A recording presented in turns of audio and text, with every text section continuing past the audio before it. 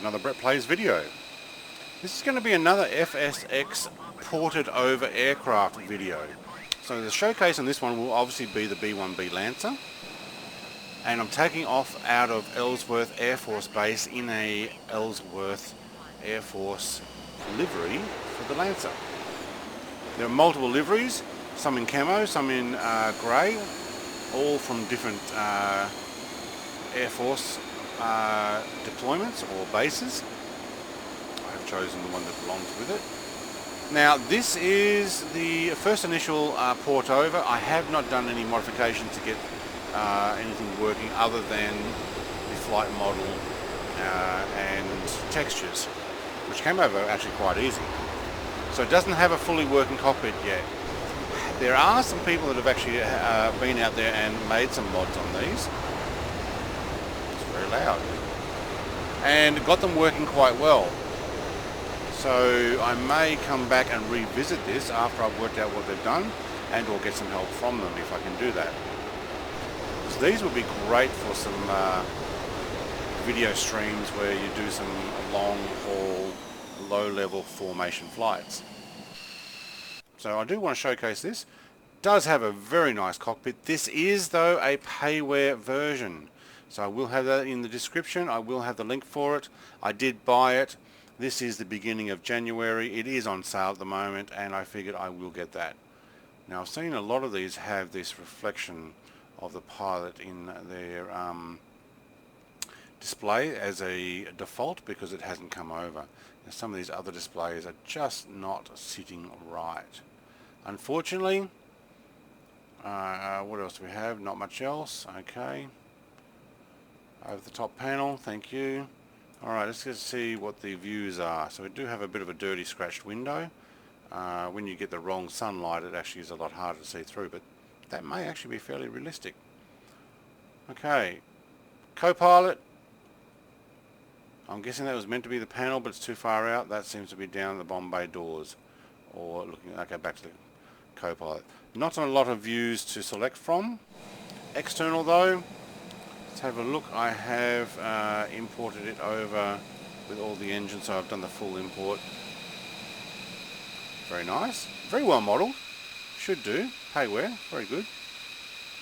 Different side window tint on them.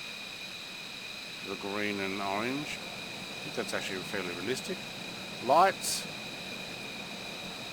Wait, I can see it flashing at the back there. Don't see the side ones coming on though. No green and red, or very dull. Okay, your swept wing happens with the flaps. So the higher you go, the more they come in. And obviously the lower you go, the more you're going to get full extended flaps, wings and flaps, I'm guessing. Yep, there we go. Wow, that is some impressive set of flaps.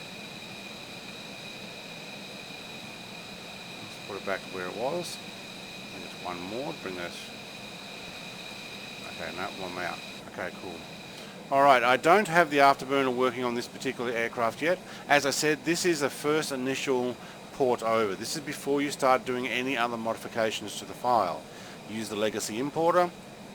I'm using what is the latest version? I'll just make sure I can let you know so that you can get the same. So I'm using 2.5.0. Not sure if there is an update. It looks like there is actually. No, I'm using 2.4. Okay, I'll update to 2.5. Done. Alright, so you can actually update inside your LegacyImporter. Let's give this a fly. Does sound nice. I think I have my park brake on. Yep.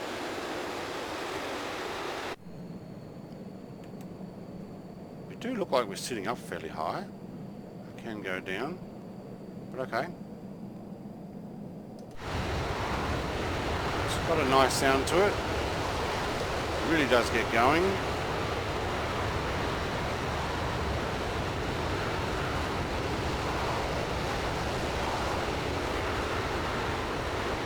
Alright, let's ask for a rotate here, thank you. Try not to hit the tail. Very good. Gear up, well modelled, thank you.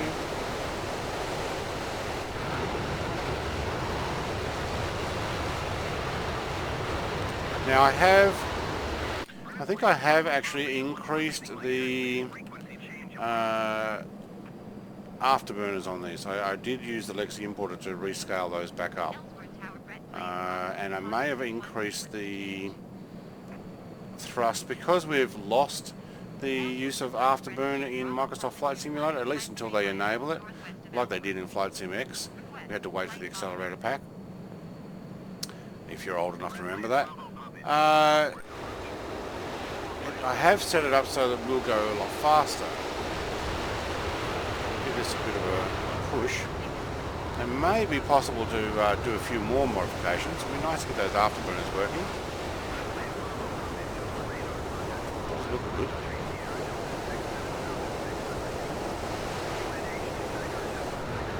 I am pushing it really sharply there. I'm sure it wouldn't like that.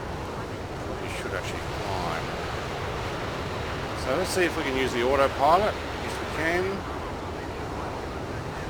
Stay climbing, I'm guessing. Now if I hit autopilot at about 10,000 feet, we'll come back down to it. Yes it is, automatically. Very cool. So you should be able to do some very stable formation flying with this, with autopilot. Now this should actually bring it back down to about 10,000. It does look nice.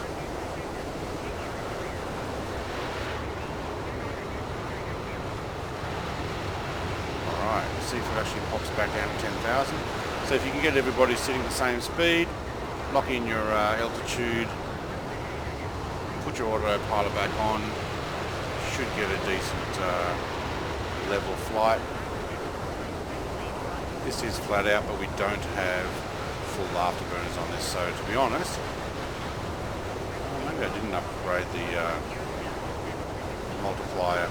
Thrust scaler, I would actually increase this to make it more realistic. The thrust scaler, not the actual thrust numbers. They're actually fairly high already. Yep, leveling out 10,000, very nice. It's a very nice aircraft.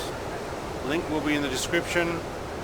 If you're watching this very quickly after release, so it will be mid-January. It is on sale at the moment. Hopefully I will get this video out to you soon enough that you can actually see that. Very nice. Have a great day. Cheers.